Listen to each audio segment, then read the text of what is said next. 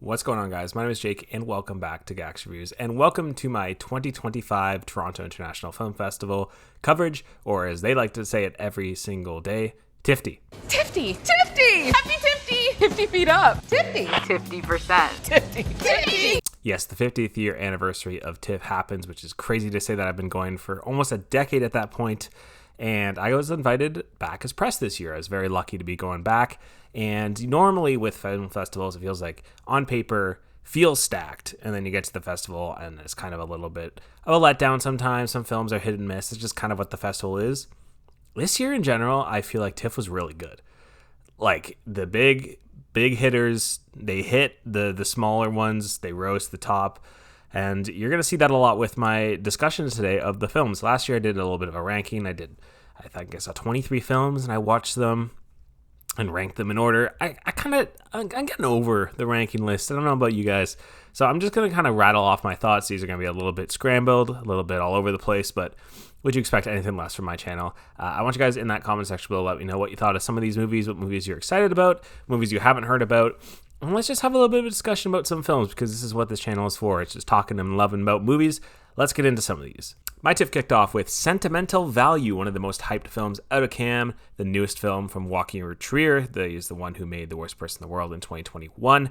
That got nominated for Best International and as well got nominated for Best Original Screenplay. So many people love that film. I saw it at TIFF, online, digitally, those crazy times of the world. And while I really liked that movie, I definitely didn't love it as much as I did with Sentimental Value. It feels like this is the one that I'm going to connect with the most, as well as a lot of other people. I think this is his best film to date, almost like a coming out party for Joaquin Trier. A lot of his directorial theming of that movie is still very prevalent in this film. You know, it's about two daughters that are trying to reconcile with their estranged father, who's an aging filmmaker, hasn't made a film in 15 years, and decided to make a new one with a young actress, a popular actress in the Hollywood system, about a film about his life that was made for his daughter. And that relationship between Renate Reinsve and Stellan Skarsgård is so interesting and so fascinating to watch unfold. Both are magnificent. Both are coming for nominations at the Oscars. I could see Stellan Skarsgård winning, maybe. They're both very quiet performances compared to some of probably like the louder performances we've seen this year, but both are excellent, as well as the other daughter. I'm not going to attempt her name, but she's fantastic. She was probably my standout. And Elle Fanning, I honestly... Elle Fanning is kind of someone who's been on the wayside, just kind of slowly doing her own thing.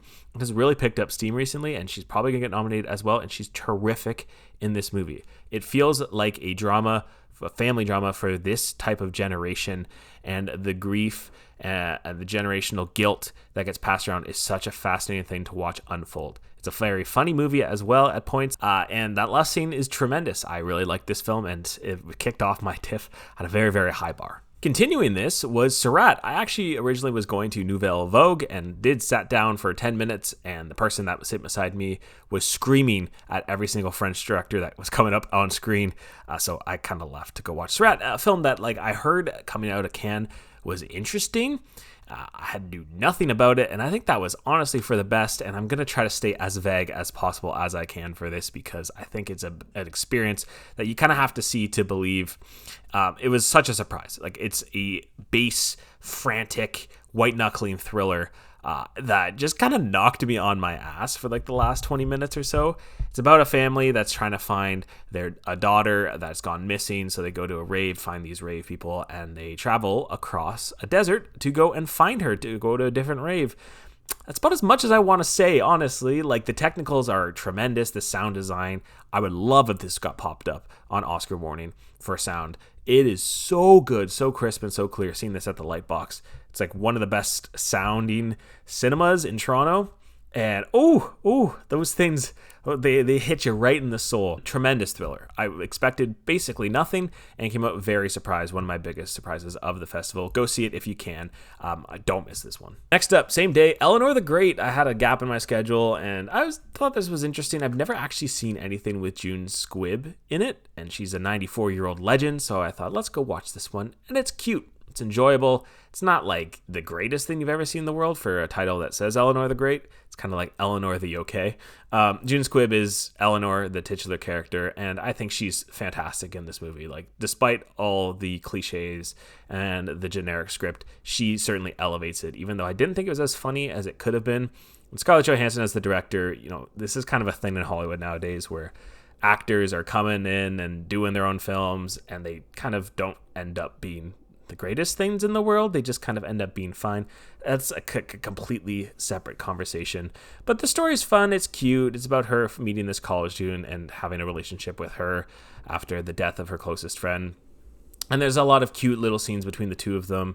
It went in a direction that I don't think I enjoyed as much as I thought I would, but overall, it's a fine watch. If you have a lazy Sunday, I could see people throwing this on and enjoying their time. We're closing out my first day here at TIFF with 4 films. With the Palm winning, It Was Just an Accident. This came out at Cannes, kind of out of nowhere, Jafar Panahi's newest film, and won the Palm outright, and Neon immediately swooped it up because of course they did. They love their Palm winning films, and they've got like a sneaky slate this year. There's 3 films that could get in, 4 films that can get in. We're going to be talking about one a little bit later on in this list, but It Was Just an Accident. It took a bit for me to get used to the tone that was happening. It was a lot more darkly comedic than I was expecting, to say the least. The entire film is very bold and certainly interesting with the direction it takes, and I was not expecting it to be as funny as it was, but throughout the comedic bits there's still like an undertone simmering of despair and anger, which never loses sight. That's such a tough tone to do, and I think Panahi balances that tone very, very masterfully, and I could see him getting nominated for Best Director. And you see it with the narratives already, right? Like, he's at every single festival. He's been doing all these Q&As. He's even having talks with Martin Scorsese. Like, Neon is positioning this to be a big awards contender, and you can see why. The last 30 minutes of this film is excellent. I think it is so tense, and the buildup is so good, and the last scene especially has stuck with me. That's how you end a movie, and it's ended up being one of my favorite films of the festival. I hope everyone checks it out when it comes out later this year. Day 2 of the festival saw probably the biggest surprise for me, and that was Nirvana, the band, the show, the movie. This is something that I did not hear about at all before the festival. I'm a Canadian. I'm from Toronto. I know who Matt Johnson is. I've seen Blackberry. Shout out Kitchener-Waterloo. And like, everyone was talking about the festival being like, is this a Nirvana documentary? And I had kind of no idea aside from the photos and it saying that they travel back to 2008. And after I watched this movie, I fell in love with the idea of Nirvana, the band. I have not stopped thinking about this movie. I have gone back and watched the entire TV show. I'm in the midst of watching the web series as well. It's so funny. It's so Canadian. It's so Toronto. This is probably like the most Toronto thing I've ever seen in my life. And maybe some of that won't hit for certain people. But given the scores for this, the audience score, it's got a 4.4 on Letterboxd. Everyone seems to be falling in love with Matt Johnson's chaotic magic. And it's on full display in this movie. It's a story that, like, yeah, it's based off a lot of the lore of the web series, but it also doesn't alienate you if you haven't seen it. Like I said, I didn't know anything about this, and it just has so much incredible chemistry between Matt Johnson and Jay McCarroll. Every scene is so funny, so thought out, and the idea that they're able to do these crazy bits, these crazy ideas, and you don't know what's real, what's not, because they are known for going and using people within their movies and characters. To make the idea of a Back to the Future riff and straight up rip it off and work as effectively as it did. Like, Back to the Future is my favorite film of all time. That's a hard bar to climb. They're using the score in this movie. They're using various scenes that were the exact same, but have their own humor and magic on top of it. And it's so quirky and beautiful at the same time. Like, throughout all of this, even if the comedy wasn't as great as it was, which it is, like, there's so many scenes where I'm just burst out laughing.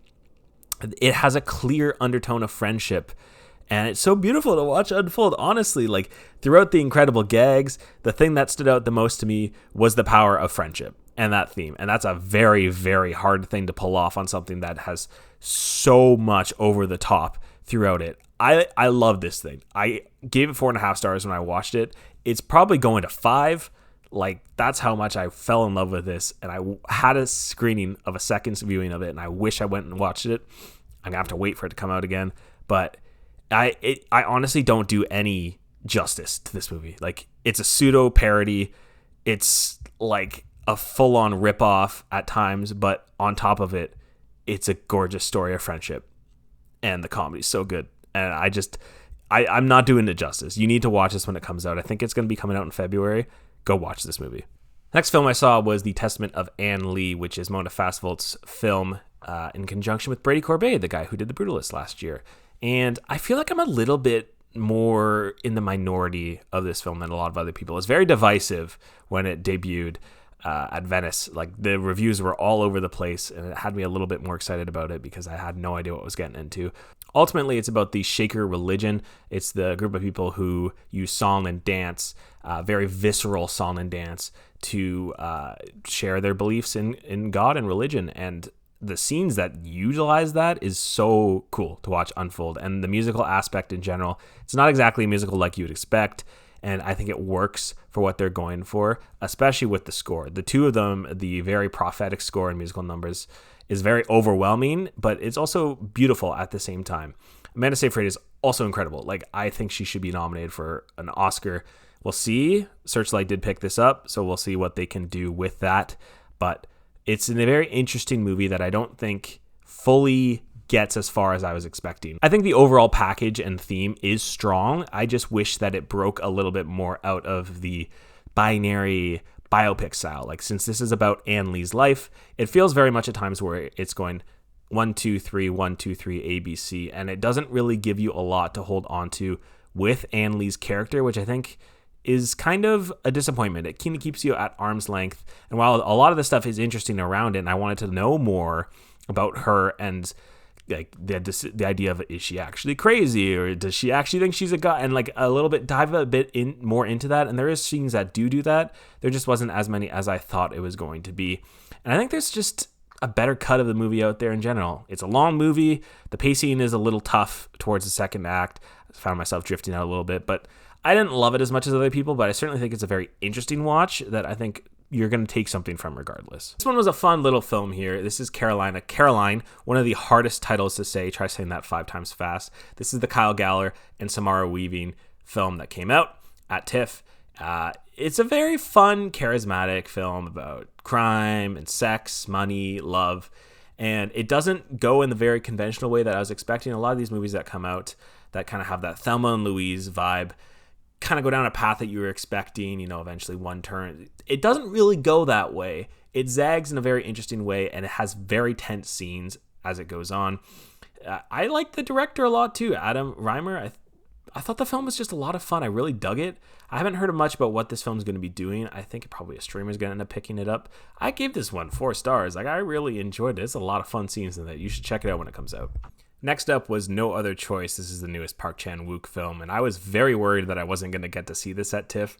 The one and only press screening that they had at the time was packed. Like, there was press people all around. There was multiple lines set up. There's lines outside the theater. There's people trying to push their way in, and they turned away, I think, 1,000 people, if not more. So they had really no other choice but to add another press screen, and I'm very thankful that they did, because Park Chan-wook is just, I think, one of the most interesting directors currently working in the system. He's such a maniac, and since the 2020s, he's headed on such a hot streak.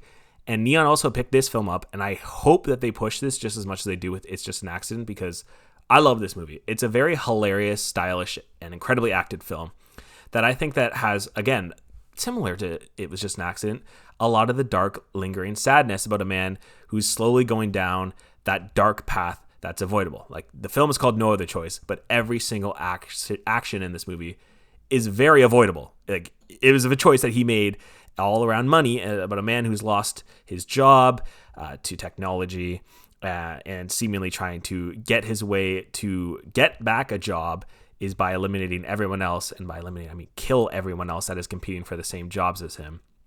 And it ends on a very somber moment as well. And like, Park Chan-wook is so interesting with how he's able to make these films, very, very political, very current climate times films, and intersect them with so much originality and stylish direction. Like the editing is crazy in this thing. There's so many scenes where it just kind of goes into people's heads and then transition to other things. The transitions are blow your mind. If you love film, you're going to love every single aspect about this.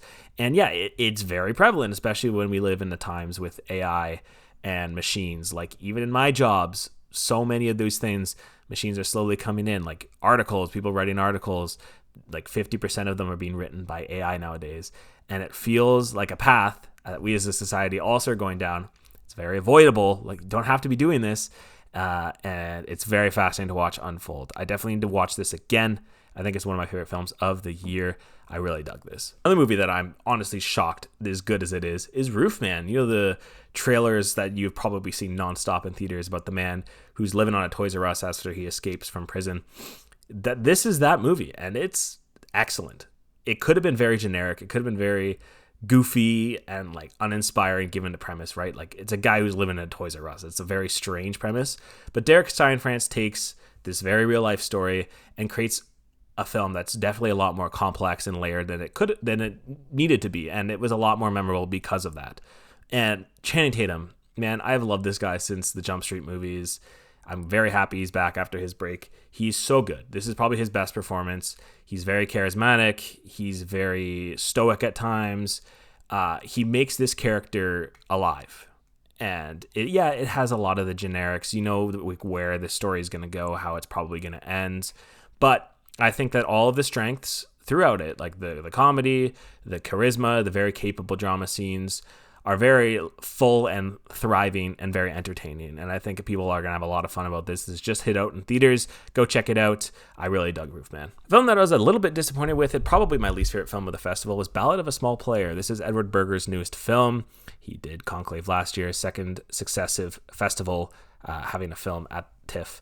And like the film is fine. It's a watchable film, and a lot of the stuff, the technical side at least, the score, the cinematography, the production design, the using the color red and contrasting it, which I love that a lot, is very good. Like this is the best looking mid film I think I've seen in a long time. And like it's a very capable film. The acting is great. Colin Farrell is very good. But the story is just kind of meh. And that part of that is because it doesn't feel like there really is a story, especially with the gambling side, like a man who's slowly falling down a path and he's gambling every way. And it's just like, it's fun to watch, but it's also kind of smaller than I was expecting, kind of maybe leaning into that title, I guess. And I just thought that I was going to be coming out with this, digging it a lot more. And like, it's very small scale, and that's fine. I just was expecting a little bit more from it. This one was a fun one. Eternity. We often usually get studio rom-coms that are very basic and never really high concept, but this is a very interesting, clever, high concept film. The idea of death, and when you die, you get to go to this eternity. You get to choose one place or one person and spend your rest of your existence there, is very interesting. The love triangle between Elizabeth Olsen, Miles Teller, and Callum Turner is very fun to watch unfold. There's a lot of fun gags about deaths, but also there's a lot of introspection and heart about like your life and love in general. And it's kind of hard to not come out of this movie feeling all warm and fuzzy. It's not perfect. It does kind of go down a path that you're expecting it to, but it's a lot of fun, and I think people are going to really like this. I heard a few sniffles in the theater. I could see people crying on their way out of this. I think people are going to dig it a lot. I liked Eternity. Next up was the People's Choice Award winning Hamnet. Chloe Zhao is back after winning the People's Choice Award for Nomadland a couple years ago at TIFF. She is back, and all people were talking about coming out of this festival was Hamnet. And I'm going to be honest, straight up, I had no idea what this movie was about. I have been trying to avoid a lot of synopsises or trailers or any of that stuff, and I did not know this was about Hamlet. Okay, so when they did the whole, and you can sit here and look at me and be like, are you dumb? They say William a lot because Paul Mescal is playing William Shakespeare. They don't say Shakespeare. They don't say any. Okay, so in the end, in the third act, they specifically have a moment where they go William Shakespeare, and I blew my mind. Like, it was like a Marvel reveal to me. I was like, oh my goodness.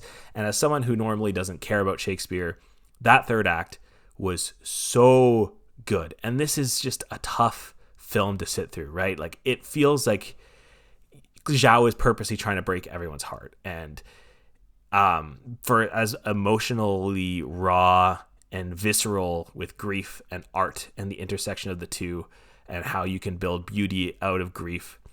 It has a lot of brutal scenes that are like designed to make you cry. And a lot of that would not work without Jessie Buckley being as great as she is. She's going to come for that Oscar. She's going to win that Oscar.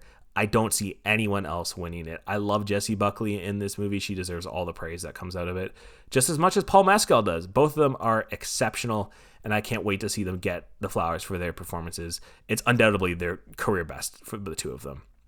But I really enjoyed this.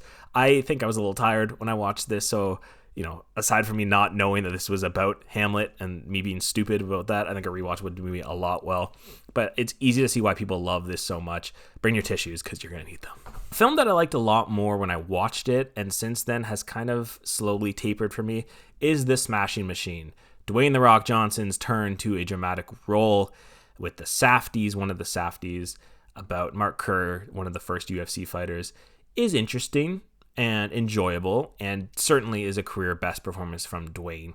And I know people are like, oh my goodness, we didn't expect this. As someone who watched wrestling, you knew that The Rock was capable of doing anything that wasn't just the charismatic, eyebrow raising, if you smell, that type of stuff that he brought. And I like when sports biopics are able to go and give us a different avenue that we haven't seen, like learning about different people. Like, it feels like it's so modern a lot of the times with the sports stuff. Doing something a little bit earlier in like the 1990s, I know they say earlier, like the 90s with that, but really they were, is a lot of fun for me. And picking out a point about a man that I didn't really know much about was interesting. Very competently made film. Both actors are great. Emily Blunt is great. Their scenes together, specifically their fighting scenes, are kind of the most memorable part of it. But outside of the two of them, the script doesn't really work and it moves way too fast at points. Like, there feels like they're just trying to get from point to point to point, and you don't really have time to sit with some of the opioid abuse or learn really much more about who Mark Kerr is, as much as it's feeling like it wants to just tell you the points. But it's cool to see like a little bit of a pivot from The Rock, and that's ultimately, you're there to watch The Rock. You're there to see his performance, and he does great. He's probably going to get nominated. There's a few scenes where he's crying in his eyes that I think are a little over the top and probably not the best, but other than that, like, I would see him get nominated, and it's cool to see him take on something with a little bit more meat on the bone, even though he's going back to Jumanji next year. But it's fine. You'll probably enjoy it when you watch it. Next up, Guillermo del Toro's Frankenstein. There is a lot going on with Frankenstein. This is del Toro's passion project. It's something that he's been wanting to get onto the screen for the longest time, and you can tell that epic feeling with that budget that Netflix gave him is very prevalent. The production design, specifically on the boat and the lab, are both very, very good. And knowing that there is virtually like no visual effects, minimal VFX, is even more insane. The score, Alexander Desplat, is great. The cello and violin pieces that they have in there is very haunting and stunning. And the direction is also very great. So aside from all that, the makeup, Jacob Elordi's monster, they all look perfect. The film is okay, right? Like, I think the scripting and the pacing is kind of a little bit all over the place. And there's several scenes that completely screech the film to a halt, specifically in the first act for me. And it gets kind of dull and uninteresting for a movie that is very interesting throughout.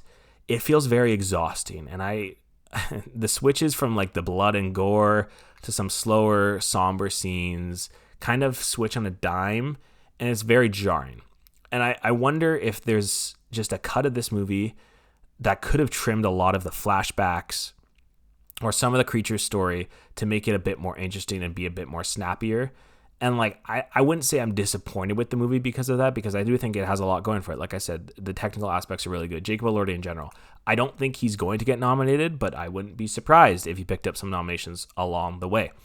I just think it could have been better, especially for a passion project that he's been wanting to do for so long, to have a lot of those moments, those quieter moments that still, like, you're finding the beauty of like things that you wouldn't expect in places you wouldn't expect. That's all there. That's all part of Guillermo del Toro's newest auteur style. He's been doing that for a while now.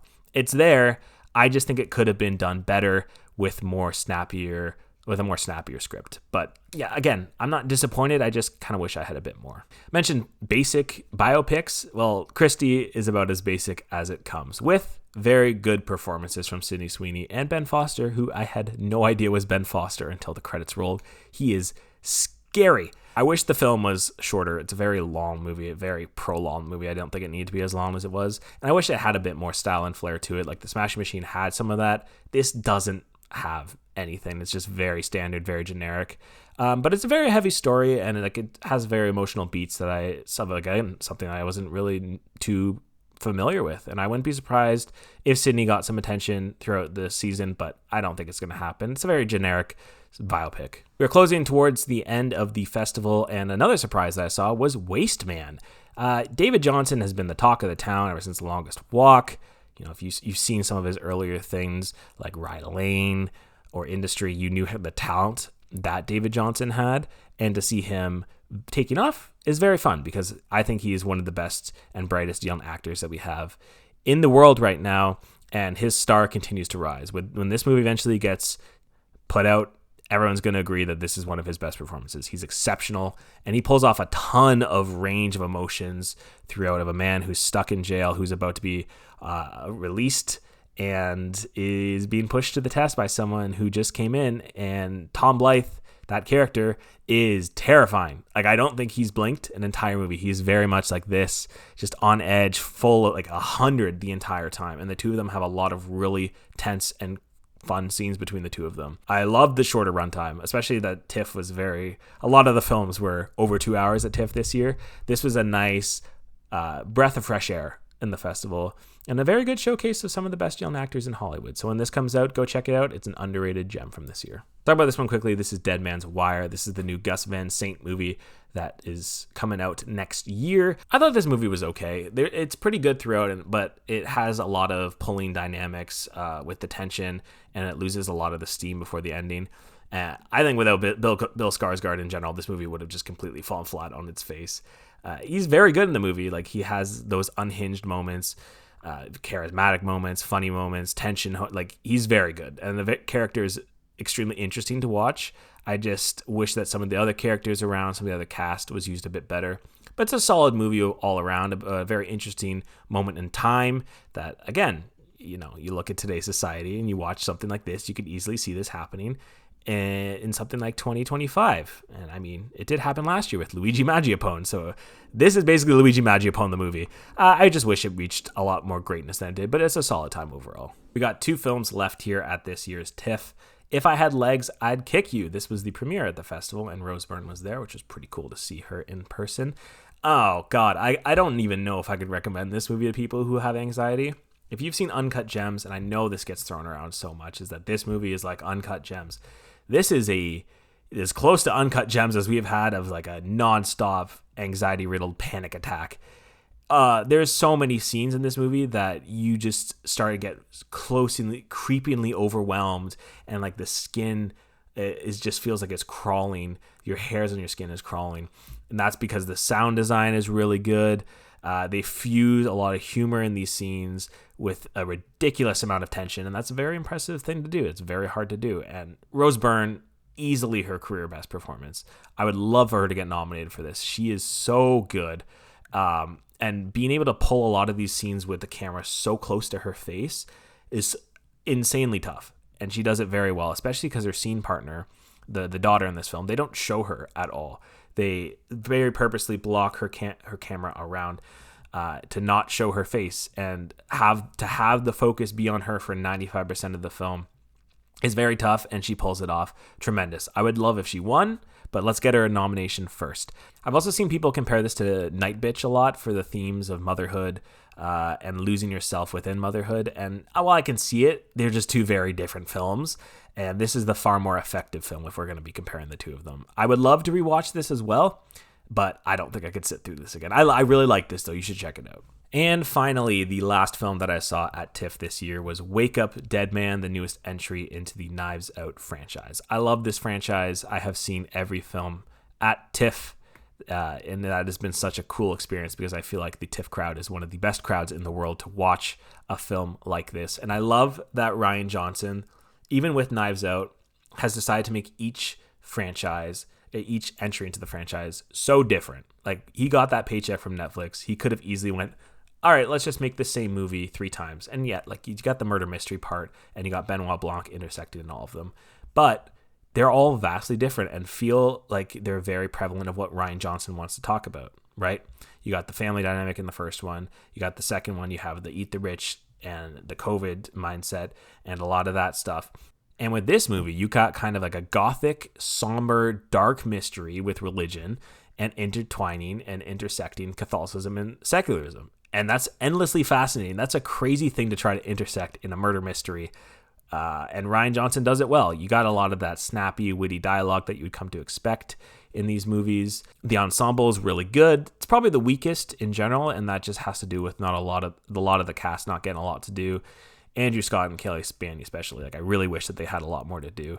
But Josh O'Connor makes up for it, being probably the strongest character in the franchise outside of Benoit Blanc, who is a treat as always. I will take any of these movies. Like, I'll take 100 of these movies. I as long as Rian Johnson wants to keep making these movies until the end of time, I will be watching them, because every single one of them has been so vastly different. And I love them all. The vibe is sick. The cinematography and set designs are very effectively, and there's still a lot of laughs to have and a lot of fun. But I love that they overall decided to slow it down and have a more thought-provoking mystery.